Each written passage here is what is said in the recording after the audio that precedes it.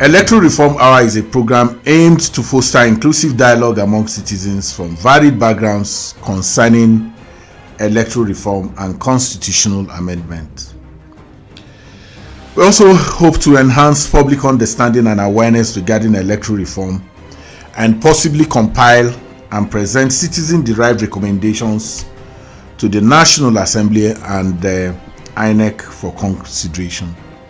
This program is brought to you by Peering Advocacy and Advancement Center in Africa, PACA, with support from MacArthur Foundation.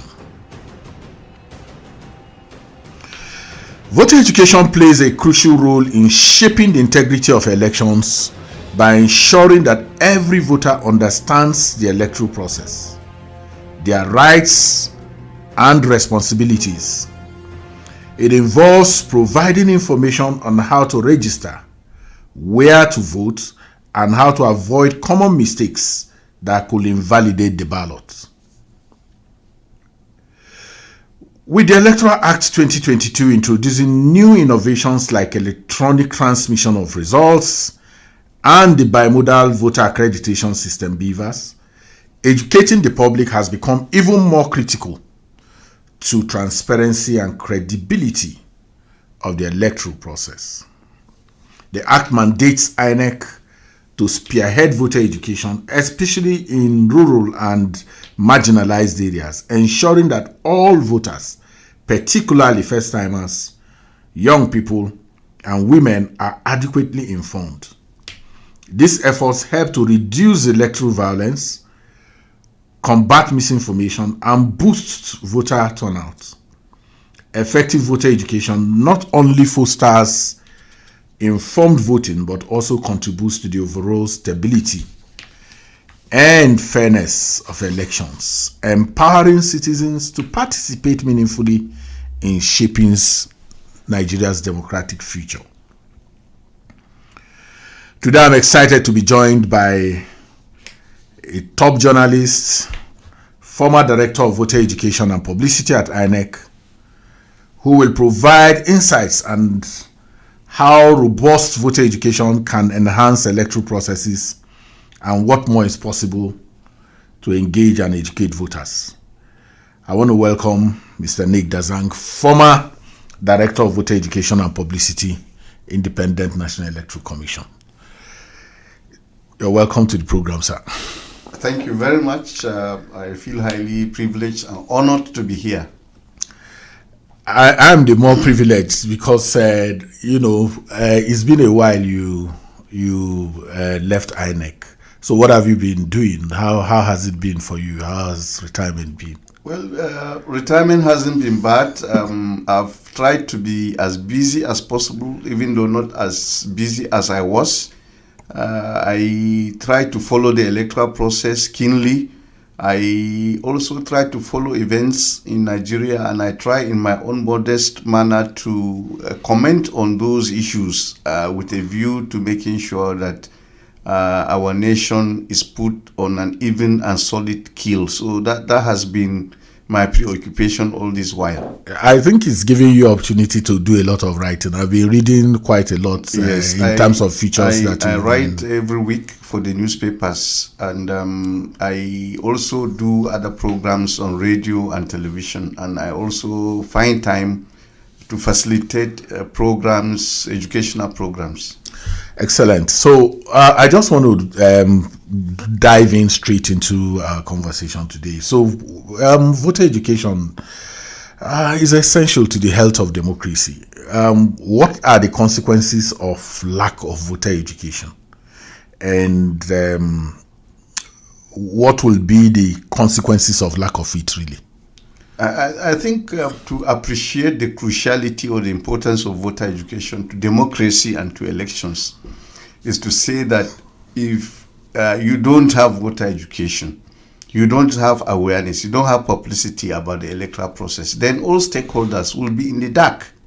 Because the purpose of voter education is to educate voters about the democracy idea, which is that in a democracy, people have the right, to vote for candidates of their choice.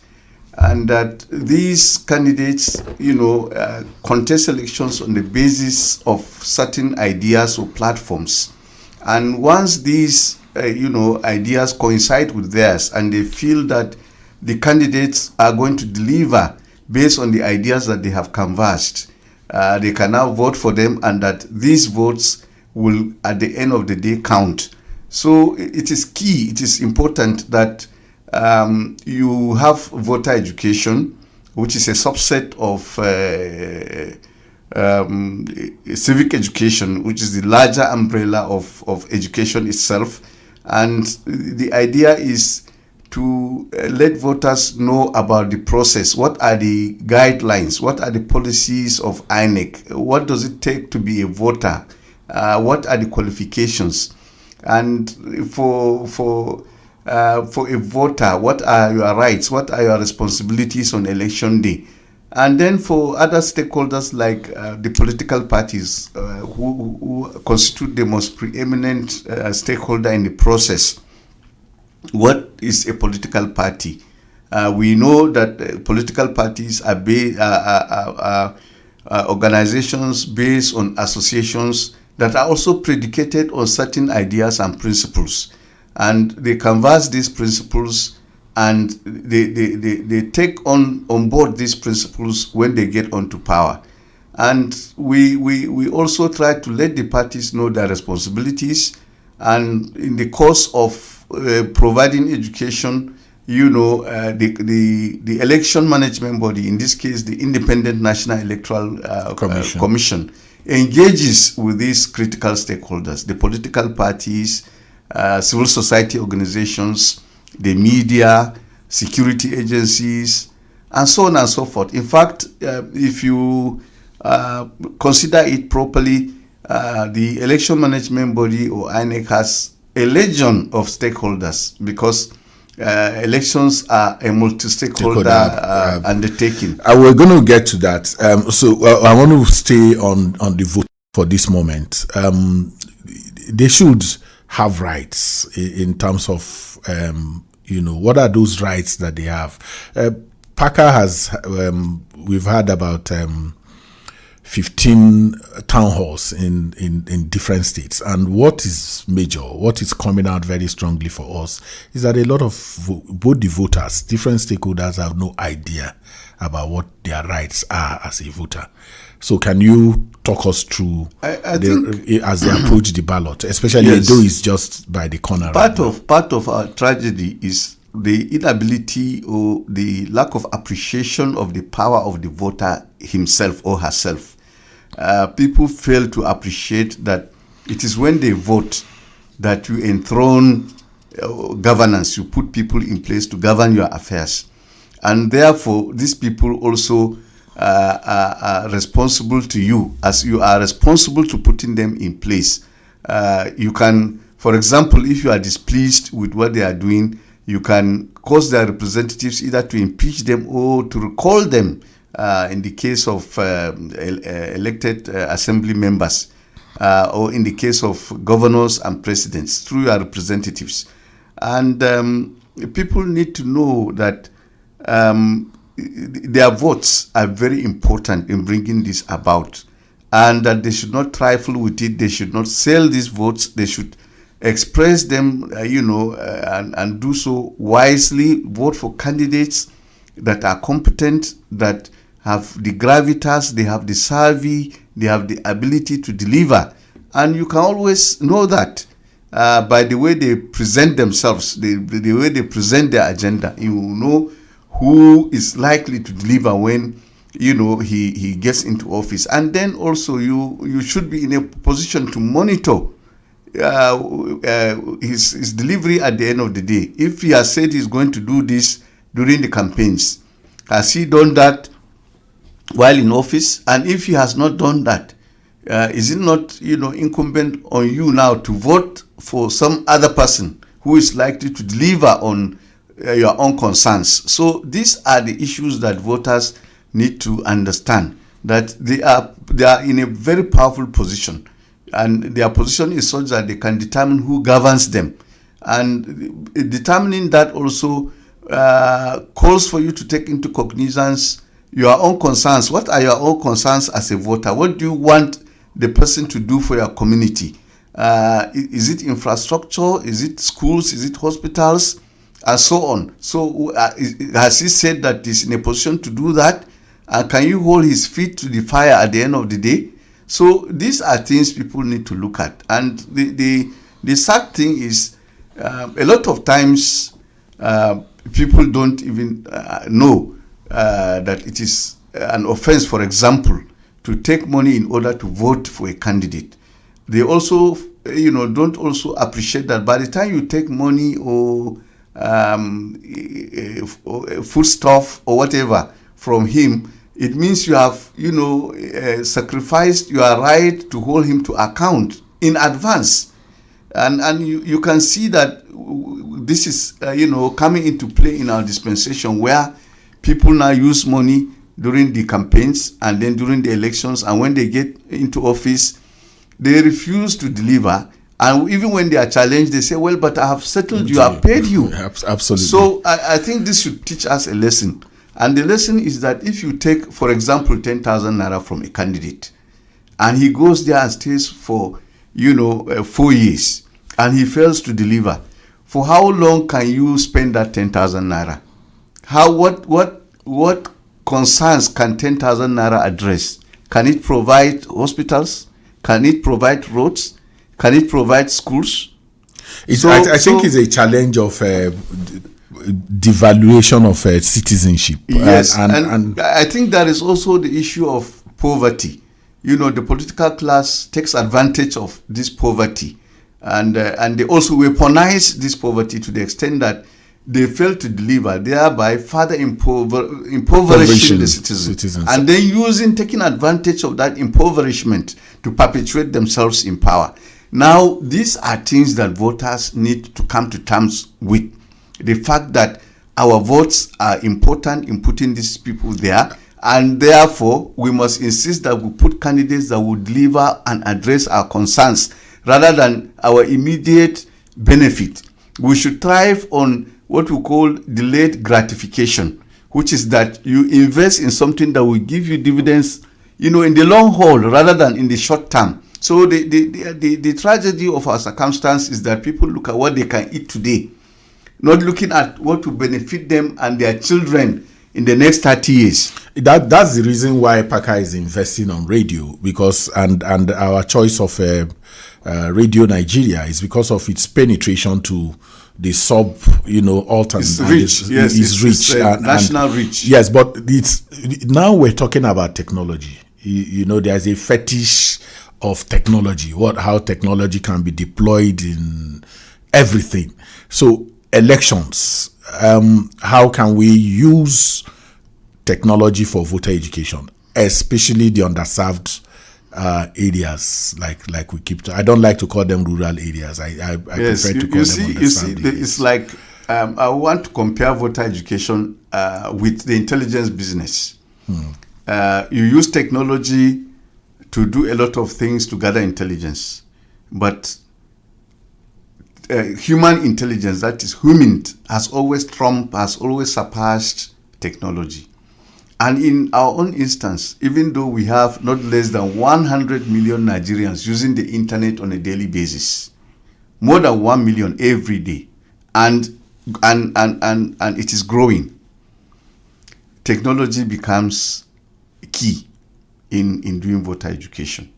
But also there are millions others out there who don't have access to technology. They don't have access to the internet. They don't have access to data. They can't even afford data. So you must reach out to them through other platforms, through other means, as you are doing now. Nigerians listen to radio more than any other thing because it's cheap to buy a radio set. It is cheap to maintain it. You just put a battery, or you charge it where there is electricity, or you use solar. So you penetrate, you reach the local people more using radio, and also using indigenous languages like Hausa, like Igbo, like Yoruba. When I was in INEC, unfortunately I wasn't fluent in Igbo and Yoruba, but I always did voter education in Hausa.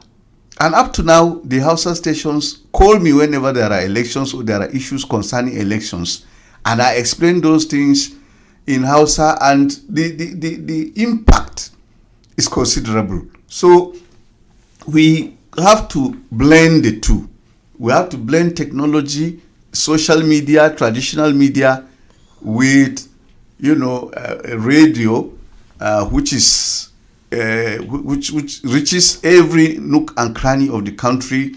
And in fact, even as at yesterday, interestingly, I have a friend, a retiree, who tells me that every morning the first thing he does is to listen to Radio Nigeria 7 o'clock news. It has become part of him. He inherited it and he does it.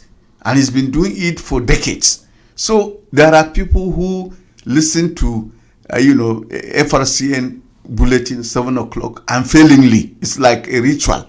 So if you are using radio, you are reaching these millions of Nigerians out there. So it is the way to go. I'm not saying that technology is bad. It is good. Instantaneously, you also reach people through the social media. There are challenges with that. But there are also serious challenges regarding the social media, because, the social media are not regulated. It's an all-comers affair. And also the people who are couching and sending messages on social media are not professionals. Some of them are not even trained. Some of them are not schooled. So the messages sometimes are not refined. They are not modulated. They are not moderated. They are not even informed by facts, as you have done now by introducing this program, which is predicated on what voter education does to the electoral process and to democracy. These are facts and they are givens. But when you go into the social media, you see all sorts of things, some of them deliberate, some of them also based on the limitations of those who are imputing those pieces of information on the platforms. So oftentimes people talk about social media, how penetrating it is for young people, and you've sat around the elections. You invested almost a good chunk of your life, in elections. Young people are excited, very excited during elections, but voting, there's a disconnect between the excitement, and then voting. What do you think is responsible for that, and how can we mitigate that challenge? I think we also, number one, it is all about voter education. People need to know that beyond the excitement, beyond the bravura, beyond the glamour of social media and the excitement about elections and the ideas they generate, the pitch, the fever, the frenzy that elections generate, you need to do the most important thing, which is to vote for the candidate of your choice. You need to make that sacrifice. And if you want to bring good governance, and you have identified a candidate who is going to engender or bring about that good governance, the only way you can ensure that is to go out and vote. I know that there are issues, or there have been issues. Number one is this disconnect also is a function of how the political class has failed to deliver on good governance over time. If you look at what has happened since 1999 to 2024, there is a diminishment, there is a decline in terms of delivery of good governance to Nigerians over the years from 1999. The economy itself, the growth that was witnessed on the watch of President Olusegun Obasanjo, in spite of the challenges he inherited from the military, has still not been registered under any of the dispensations that came after him. So you can see that there has been a systematic decline in economic growth, in the delivery of good governance, and in spite of the fact that the kinds of revenue that accrued to that government were not at par with the revenue that also accrued subsequently. You could see a very wide gap between the things that were done during his watch and the things that were done after his watch. So this has also impacted negatively on voter turnout, in the sense that people feel, okay, I'll go out and vote. I don't see any significant improvement in my livelihood. So, and also the political class, that is all those involved in politics, including us who even provide education, has not come to terms with the fact that the democracy project itself can only be sustained if good governance is delivered. And that lack of realization has played out in the comportment of the political class, a situation where the political class lives in opulence. In fact, what permit me to say, the sickening opulence, and then the voters, the people, wallow in misery and poverty. Absolutely. So that is the challenge. So we're on a stretch of we're right now on a stretch of break. But let me just chip this in so that we can, in terms of how the intrinsic values of democracy, because many times we have exalted dividends. Yes. But they cap that right to be able to remove and install, depending on how you x-ray this, is something that is also very critical. I asked the question about young people. You led voter education in INEC for years. Are there those things that you think, initiatives that you think that perhaps we need to, either you have used in the past or something that we can reinvent to excite more and more young voters to vote and to approach the ballot with much more confidence than they are doing now? But I'll just hold you to be thinking around that. Yeah. We will go on a short break, and when we will return, the conversation will continue on Electoral Reform Hour on Radio Nigeria.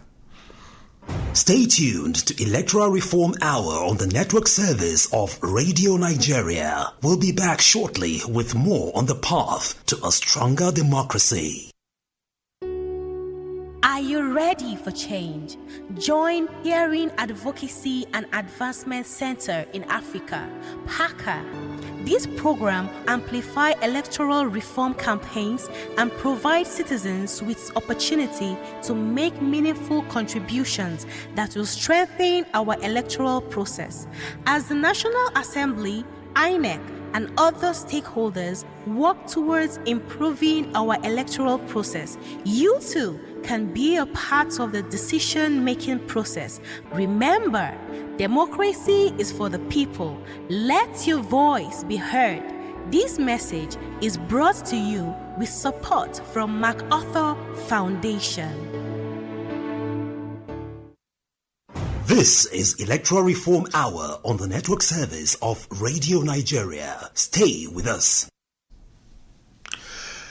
It is still Electoral Reform Hour, and you can be part of this live program by sharing your comments via the social media platforms on X at PAACA.ng with the hashtag Electoral Reform Hour. And you can leave your questions and comments for us on Facebook via at PACA, PAACA,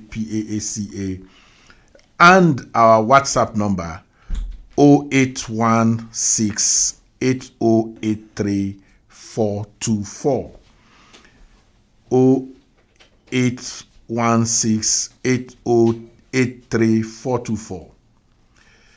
The phone lines will be open very soon. Don't go away.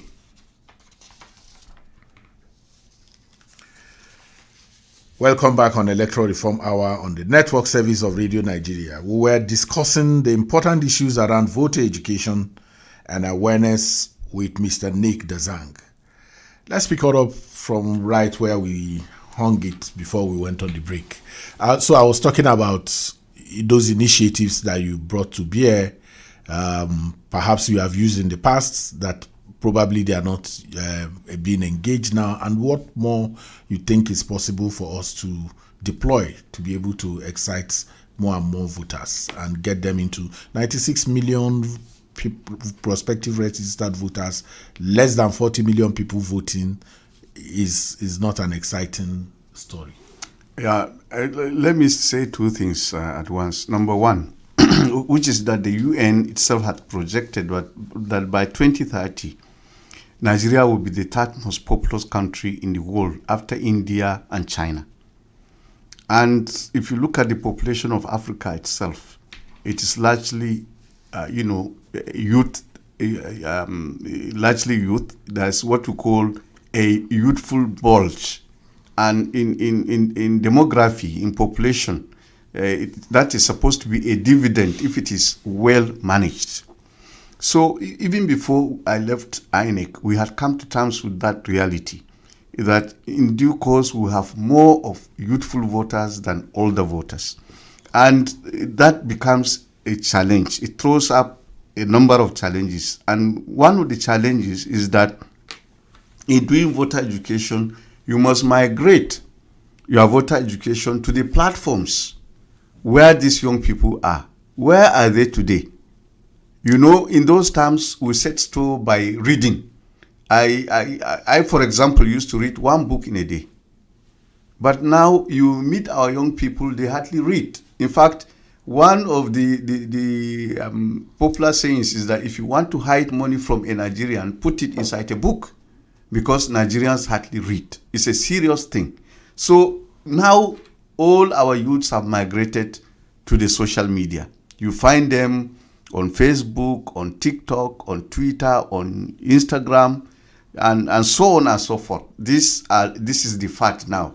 That's where most of the, if you want to reach out to them, you put out messages on those platforms. Instantly you will get them and they will respond.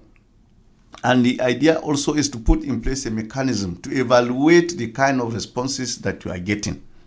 And in addition to that, you must engage with the youths. You must engage with the youths at the level of educating them, doing civic education in schools. Secondary schools must be taught about the electoral process, so that even where their parents are not educated, they will now use whatever education you are giving them to educate their parents. And by the time they come of age, they become eligible to vote. You know, the process is ingrained in them. So you need to engage them at that level. Then you also need to look at the environment. Like I said, where are the youths? What kind of, what excites them? What kind of music do they listen to? Is it Davido? Is it Thames? Is it all this Burna Boy and so on? So you also use these as your ambassadors. You use them, you know. Okay, Mr. Nick, we've used these folks Yes. Consistently over a period of time. Yes. I know that there was even a musical concert Yes. organized by partner organizations like Yaga and, Yes. and the rest of them. Yes.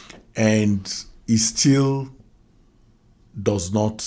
Yes, you see, let me. It shouldn't be limited to that. There are other platforms. Let me. Yes. And I'm looking at what I've been engaging my mind often is the way we look at the youth category as being homogeneous category. No, because you have Islamic youth, you have Christian youth, you have Yes. Idoma youth, you have Yes. Yoruba youth, Yes, you see, have the Apostolic thing youth, you have is- Cherubim youth. Yes, when you are doing that, when you are engaging with the youths, for example, apart from music, you also put skits, you do dramas, and you now bring into play all these factors so that everybody is carried along. If you are a Muslim, you have something that appeals to you.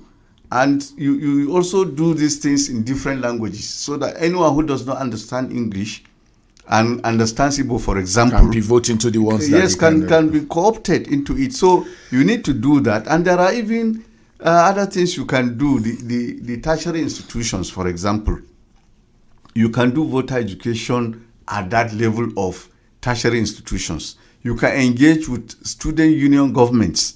After all, when politicians want to perpetrate violence, it is the youth they use. The young So people. when you can reach them through their student union governments, let them organize the youths, you address them, let them see the futility and the folly in using violence. So there are That's so where many- student so union many- governments exist. Yes. We'll be opening the lines now. You can join the conversation by calling 091 5091 482. 09150910483. I'll take it again. 09150910482. 09150910483. You can also leave your questions and comments for us on WhatsApp at 0816-8083-424 and on X at packer.ng and Facebook Packer. It's your program and is Electoral Reform Hour on Radio Nigeria. We want you to join us. We want you to call us from wherever you are listening to us.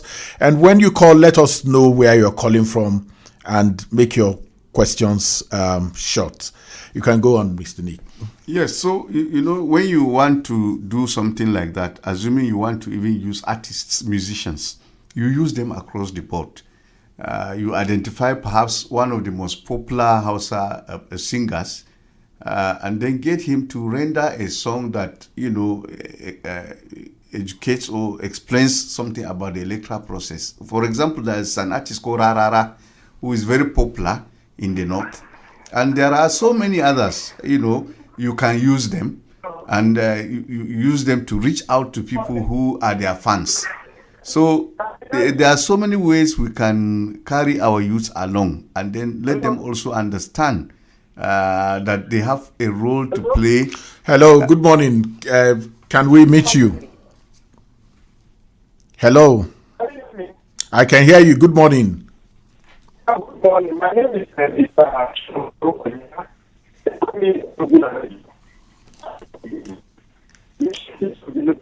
Can you shift away from your radio set so that we can hear you better? Okay. I like some people process reform. I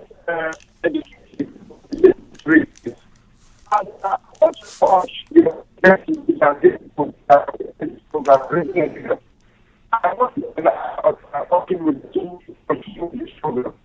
Educate what people especially you use the grassroots people.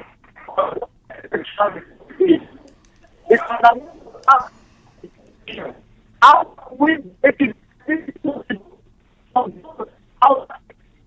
Nigerians outside the shop. Okay, if I heard you right, you are talking about how we can bring in those who are outside the shores of Nigeria. If I heard you very much. Yes. Lastly,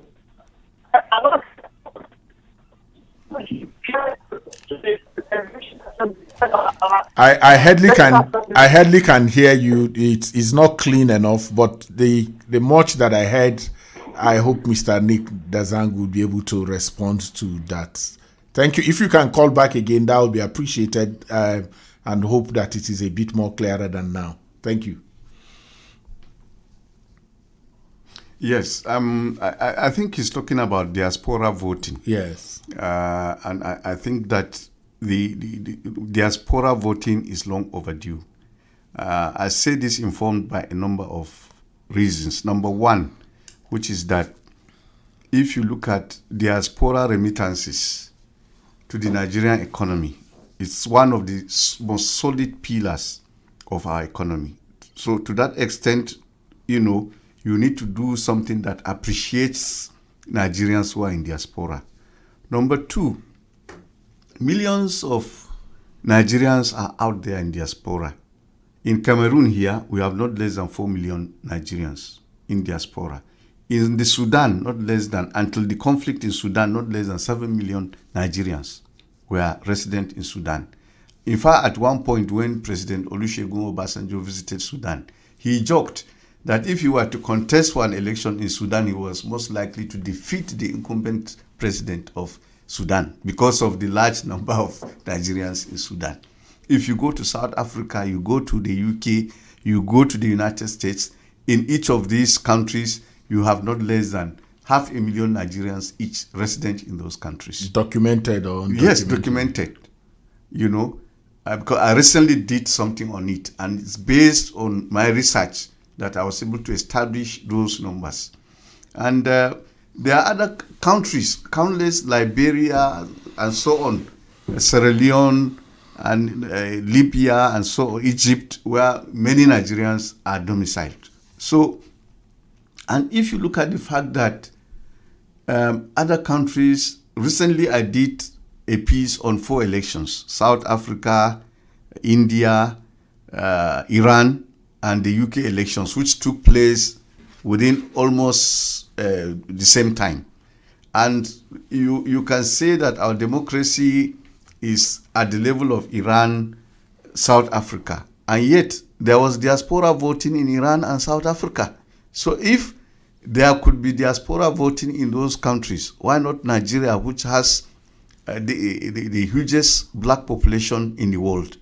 And of course, there are constraints, which is that, number one, INEC has to generate a template for such an election. And by law, the law also has to enable INEC to conduct diaspora voting.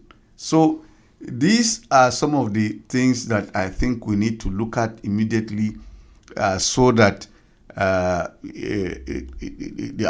democracy will be made even more robust. And our democracy is based on the post the system, that is the majoritarian system, in which to secure a position either as president or governor, in addition to having at least 25% of the votes cast in at least 2/3 of the states in the federation for the president, and then for the governors in the states, you also need to score the highest number of votes. So if you get those requirements and you have just one vote ahead of the other candidate, you have won the election. So each vote, and that is why also coming back to our discussion in the beginning, the cruciality of the vote. Let's get this caller. Welcome good morning. Good morning. Welcome to Electoral Reform Hour on Radio Nigeria. Thank you. Yes. Thank you very much. This is Abubakar Musa calling from Bida University. Okay, Abu, how are you doing? Good to hear your voice again fine, this sir. morning. Yeah. I'm fine, sir. Good morning, Mr. Nick Dazang. Good morning, my brother. How are you? I'm fine, sir. So, I've heard from your own analysis and explanation as an experienced INEC staff. Mr. Nick Dazang, there is low level of voter appetite across Nigeria. What can be done to increase the voter appetite? Because if you look at our elected representatives, from the executive to the legislature, there is poor policy implementation. What the policies they come up with will ensure sustainable economic growth and development. But there is no proper implementation. When you check out the oversight function, 0 level. I want to ask you, why is it that the election appointment of INEC chairman is not being done by the civil society, but by the presidency? The president always nominates the INEC chairman. If we can have independent bodies appointing INEC chairman, I believe it will go a long way in ensuring that the politicians will come up with a policy that will ensure sustainable economic growth and development. Because in Nigeria today, poverty level is very high. There is no human capital development. And all these things will enable us to ensure that we have voters who will be enthusiastic to vote for their own right candidate. But at times today, they are afraid, even though they go to vote, their votes don't count. Thank you very much for your wonderful analysis, Mr. Nick Dazang. Thank you, Abu, for your calls. Nick will take all of those.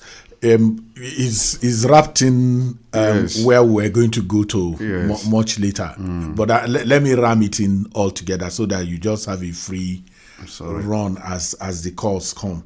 There are issues around appointment of national commissioners, resident electoral commissioners. It's been a bugging issue from the NJC recommendation by the Waste Commission and all that. What are your thoughts?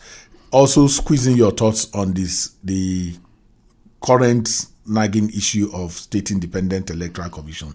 Some people are saying give back the function of conducting local government elections to INEC, take it away from sex and all of that. And then the more serious issue of early voting, by people who, security agencies and all the rest of the people who are working on elections but who can't vote on that day. Those are the issues that are on the block for amendment right now. And then what do you think about this whole amendment? The Electoral Act is less than 2 years old. And then we're all going crazy about amending when we have not tested out, what we have already enacted. Thank you very much. I think I had spoken tangentially about voter apathy. Yes. Earlier on, and I was able to show that there's a nexus, there's a connection between lack of delivery of good governance and apathy. Yeah. But by the same token, also, there is this connection, there's a correlation between the conduct of elections that are not wholesome, that are not perceived to be free, fair, and credible, and apathy. People feel that their votes, they didn't vote in certain elections, and therefore there was no need for them to go out again and vote.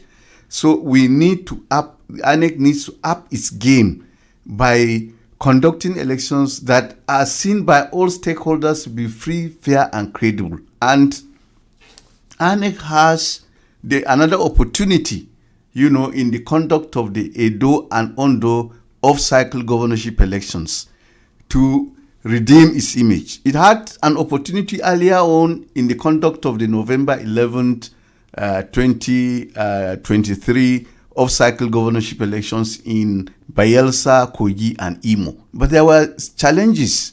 Some of the challenges which we felt the Commission should have addressed in order to earn the confidence of Nigerians, which it lost in the conduct of the 2023 general elections. Unfortunately, it did not seize that opportunity in a muscular fashion. And we feel that this should be done, particularly in the conduct of the Edo and Ondo governorship elections. Once Nigerians feel that elections are stellar, they are superlative, they are credible, they will come out, they will be encouraged to come out. What did you think? What challenges did you think that the 2023 election had in a way that you think eroded on the confidence of the voters? Well, let me say that there were a number of positives regarding that election. For the first time, you could see certain candidates doing very well in jurisdictions outside their own areas. You could also see persons who were thought to be in full control of their areas losing elections to candidates that were thought to be popular. So to that extent, it was a positive. And you could see also political parties that didn't use to perform well, were not able to do well in certain areas. That's another positive. But the one thing that undermined that election was the inability of the Independent National Electoral Commission to transmit real-time election results on the INEC results viewing portal as it promised in its own guidelines in paragraph 38, where it said during the conduct of elections, polling unit results will be uploaded on the RF portal. Let's see whether we can take this call. Hello? Welcome to Electoral Reform Half Hour. Can we meet you and where you're calling from? This is Mr. Chinomso. Chinonso, where are you calling from, From please? Bida. I want to ask the man in the studio one thing. You want to ask Mr. Nick Dazang? Yeah, Mr. Nick Dazang. I want to ask him something Okay. about this electoral reform. Yeah. I want to ask, is it possible that all the whole election, can it be possible that it can be held in a day from the presidential election and all governorship election, the House of Assembly election, hold one day? And also, can it be possible that when the election is going on, other economic activity will be going on, that our economy, Nigerian economy, will not be grounded just because of the nation holding election. Can it be possible one day in Nigeria? Thank you, Chinonso. Thank you very much. Thank you, Chinonso, for your call. Thank you so very much. Yes, let me address this question and then proceed to the other ones. Yes. It's possible to conduct the elections in one day, but we haven't reached there. You have to make it possible by law. You have to also amend the law to make INEC to conduct the elections in one day. And then you have to conduct other activities like what we are doing now, educating voters about the process, which is that now from so time elections will be conducted, all elections will be conducted on one day. And these are the processes that will be involved. So you need to do a lot of voter education ahead of such an enterprise because you are doing it for the first time. Now our prayer is that even in our lifetime, elections should become as routine as they are in other jurisdictions, like in the United States, like in the UK. If you look at the last election that took place in July in the UK, it took place from 7 o'clock in the morning to 10 p.m. That same day. And people were going about their normal duties. They will go vote and proceed with what they were doing. But we haven't reached that point, where elections are routine. It will require a lot of trust from the election management body, that is INEC. It will also require the political class to do the needful, which is to respect the processes and the rules and guidelines of elections. Most of the time, even though the buck stops on the table of INEC as being the organization that conducts elections, most of the challenges that are thrown into the process are not thrown by INEC itself, but by the political class. It is the political class, for example, that hires thugs to perpetrate violence on election day. It's not INEC. Sometimes even the political class goes out of its way to undermine INEC's work. For example, in time past, when INEC would want to now conduct elections in riverine areas, and it would have paid owners of boats to ferry staff to polling units on those riverine routes. Politicians will now go and outpay, pay those boat owners, those vendors, twice as much as INEC had budgeted. And then on election day, they will tell you that they are not going. So they would have systematically have undermined the work of the commission. So I keep saying that yes, over time, we have piled pressure on INEC to improve. And INEC has improved its processes, and it has improved also using technology right from 2002 under the watch of Dr. Abel Gobadia, who first introduced the optimic mark registration, that form that you use in those days when we were writing JAM and WAEC. We started by it. Then Professor Iwu came and introduced direct data capture machines. Then Professor Atahiru Jega came and expanded on the use of direct data capture machines, with which we did voter registration in 2011. Then he introduced the permanent voter card and the smart card reader, and now we have the bimodal voter accreditation system, BVAS. So you can see a systematic improvement in technology with a view to foster and engender transparency in the process. By the same token, we need to pile pressure on the political class to behave itself. Once the political class delivers on good governance, they provide infrastructure, they build hospitals, they build roads, they make life livable for citizens. They reduce poverty to a bearable level. Then Nigerians will be excited about elections. And if INEC also does the needful by delivering elections that are stellar, we are not saying it must deliver elections that are perfect, but are near perfect. It continues to raise the bar. Then elections will become more exciting, they will become peaceful, they will become routine. Now, having said that, earlier on there were issues concerning the appointment of INEC commissioners. That is the chairman, national commissioners, and resident electoral commissioners. Some of us, based on what we have seen at the commission, we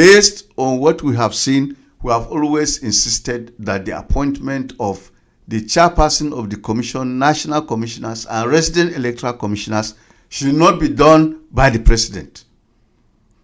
Now, in time past, we have had a situation where 1 or 2 persons were appointed by the president and they did well.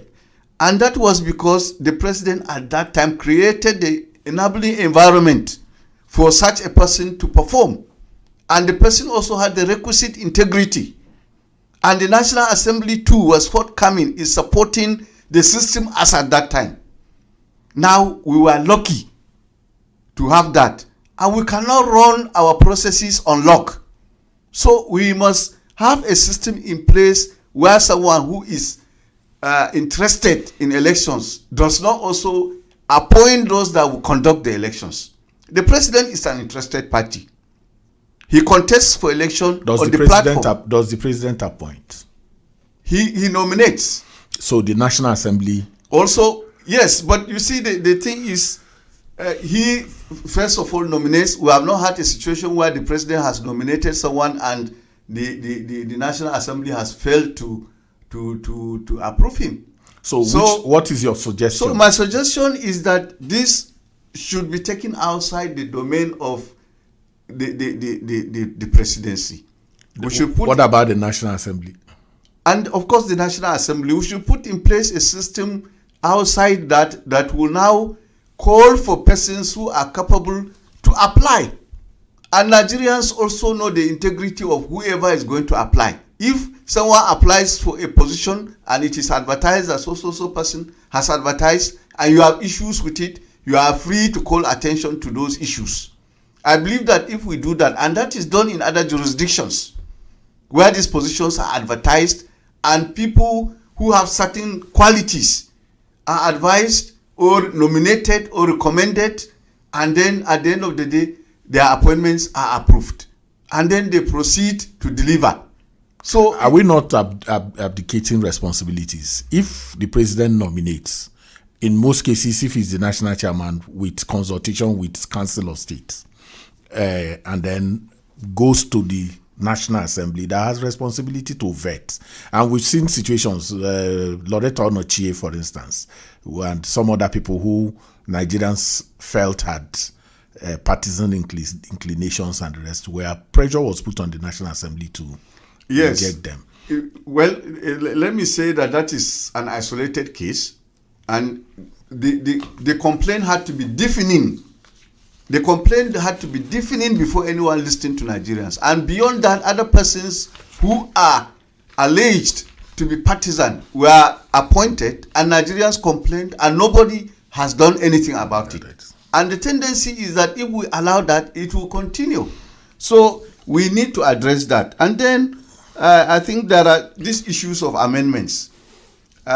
Since the advent of this republic, this democratic project in 1999, we've had the Electoral Act amended from 2002, 2006, 2010, with which elections were conducted up to 2019. 22. And before the 2022 amendment, which now repealed and supplanted the other amendments.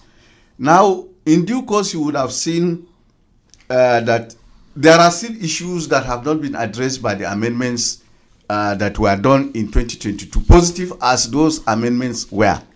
For example, the issue of Electoral Offences Commission is still there since 2007. In fact, after the conduct of the 2007 election, INEC itself went to the National Assembly and insisted that to address the impunity with which which is visiting elections, we need to have an Electoral Offences Commission and Tribunal to try those who visit offences during the conduct of elections. So even INEC itself saw the need for it.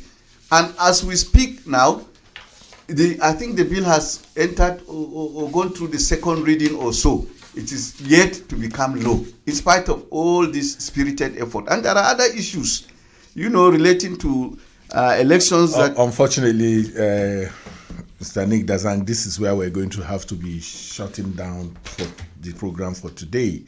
And I know that to to bring you. I was going to be drawing from a repository of knowledge around election issues. I will still crave your indulgence. I'm going to have to bring you back at some point so that we are able to deal with these issues. Special thanks to our guest, Mr. Nick Dazang, for joining us on the program today. To our dear listener, thank you for joining us on this edition of the Electoral Reform Hour, brought to you by Peering Advocacy and Advancement Center in Africa, PACA, with support from MacArthur Foundation. Our engineers today are Roslyn Aduku and Zakaria M. Zakaria. On ICT personnel, I have Jamila Abdullahi, and my studio manager is Yusuf Abubakar. Producers are Andohemba Ohin and Joy Ubi. The supervisor is Huseina Akela MNI. My facilitators have been Jeremiah Mpume and Grace Abu. My name is Ezenwawagu. I apologize for the questions we could not take today, but the conversation continues next Thursday, same time, same station. Have a good afternoon. A good morning. Bye for now.